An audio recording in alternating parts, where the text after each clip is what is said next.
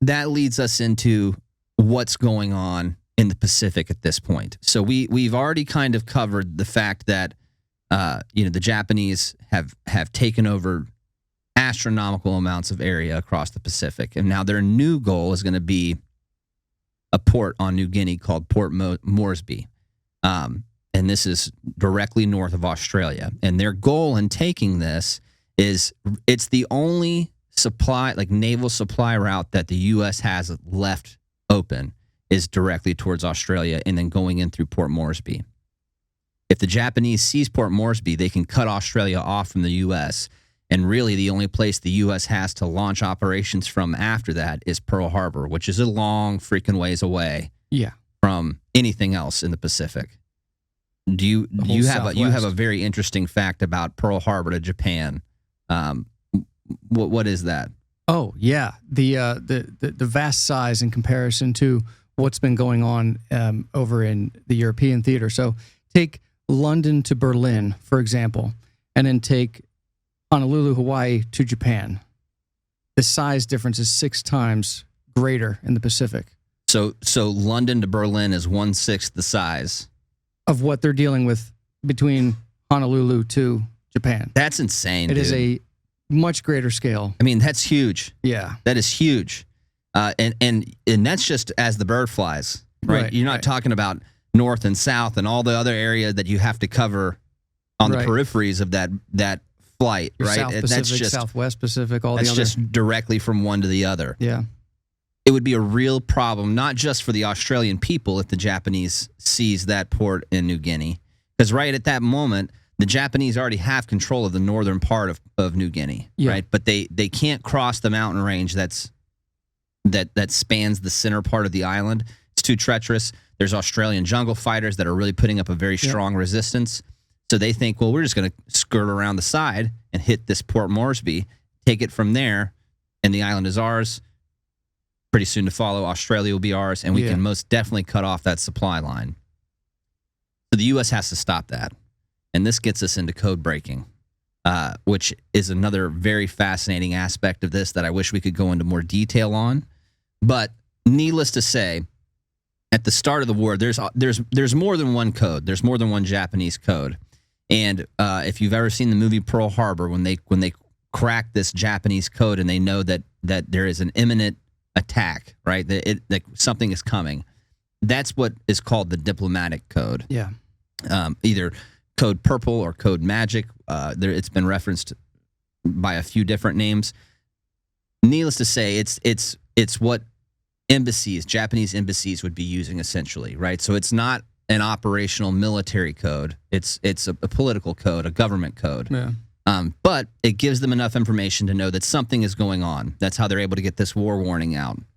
Now, as soon as the attack at Pearl Harbor happens, those code breakers immediately go to work on trying to crack the Japanese military's operational code. And that goes by the name JN25, or it's sometimes this has been referenced as the 5-number code. And by the time we get to spring of 1942, they haven't cracked it, but they've deciphered enough that they can get little bits of information. Yeah, and that's huge. It is huge. Little bits at a time. But little bits can also be very dangerous too. Yeah, well, we're going to literally dive into that. So, interesting story, and how all of this starts is that the guy that's in charge of this code breaking effort realizes that he deciphers this code enough to get these 2 letters, MO, and he puts 2 and 2 together and believes that the Japanese are going to be planning an attack at Port Moresby. He goes to Admiral Nimitz with this. Nimitz, to his credit, takes the man at his word and plans to move accordingly. Now, again, we're still in this area where we only have 4 carriers in the Pacific, and 1 is being refitted at this moment. Yeah. So you have to be really careful with these carriers, right? Sure. This is all we have. We don't have the destroyers. We barely have any submarines. Apparently, our torpedoes at this time are terrible. Trash. A lot of them aren't working. So really all we have are our carriers. But to his credit, Admiral Nimitz sends the USS Yorktown and the USS Lexington to the Coral Sea to handle this upcoming invasion of Port Moresby, and the Japanese are unaware of this. They do not know. Now, looking into how the Japanese are going to go about doing this, is the Japanese early on in the war were guilty of making very complicated plans. Plans that, if they worked, would be great.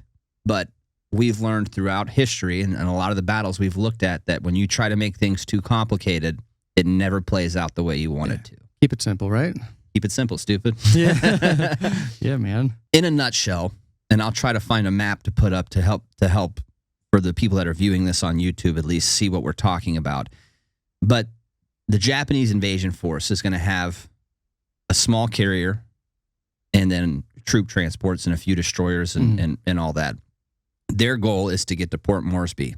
So they're going to be coming straight south from an island called Rabaul, and they're going to come around the eastern corner of New Guinea and hit Port Moresby.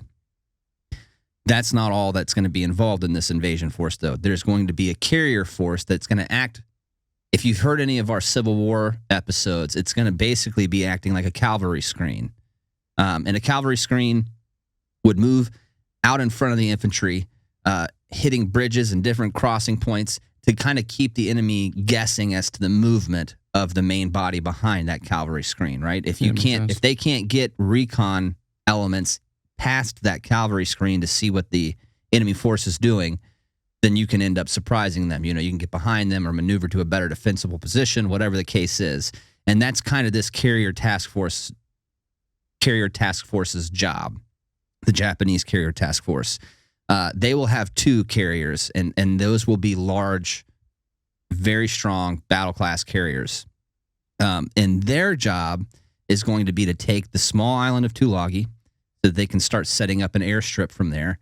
And then from there, they'll kind of move further east and south and swing wide back down past the Solomon Islands and then up again towards New Guinea, right? Keeping their forces separate so that it's a little harder to tell where they're going. Again, they have no clue that the Americans know they're heading for Port Moresby.